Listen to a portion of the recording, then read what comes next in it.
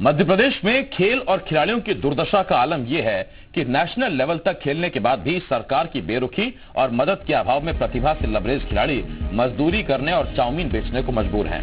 कभी राष्ट्रीय स्तर के वेट लिफ्टिंग के खिलाड़ी रहे विजय यादव बेहद गरीब परिवार से ताल्लुक रखते हैं, लेकिन पैसे के अभाव में न सिर्फ हाथ आए मौकों को गंवाना पड़ा बल्कि बीच में ही खेल छोड़ना पड़ा और अब विजय कृषि उपज मंडी में हमाली का काम कर रहे हैं। ऐसा ही हाल पावर लिफ्टर रहे विनोद दनात का भी है। नेशनल चैंपियन रहे मगर पैसे के अभाव में वो देश के लिए अपना गोल पूरा नहीं कर सके।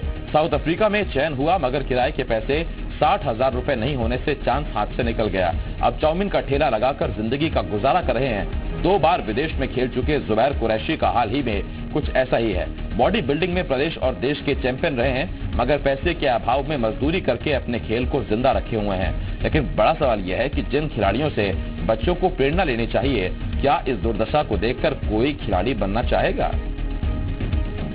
2012 में मेरा मेडल लगा था माउंट आबू में, तो वहाँ पे साउथ अफ्रीका के लिए सिलेक्शन हुआ था।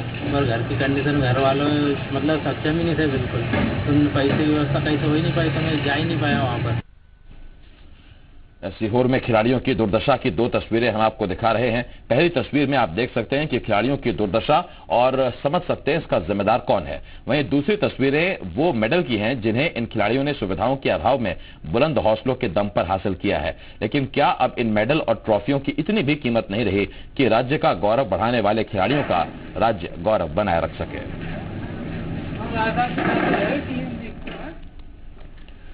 और ऐसे में जी मध्य प्रदेश छत्तीसगढ़ इस खबर पर कुछ सवाल पूछ रहा है। सवाल ये, राष्ट्रीय स्तर के खिलाड़ी मजदूरी करने के लिए आखिर मजबूर क्यों हैं? खिलाड़ियों की इस दुर्दशा के लिए कौन जिम्मेदार है, किसकी जिम्मेदारी है? क्या राज्य सरकार को खिलाड़ियों की इस दुर्दशा की जानकारी नहीं है या जानबूझकर आंखें मूंदे किए बैठे हुए है? क्यों सरकारी योजनाओं का लाभ खिलाड़ियों को नहीं मिलता? नेशनल स्तर के प्लेयर्स का ये हाल देखकर आखिर कौन खिलाड़ी बनना चाहेगा?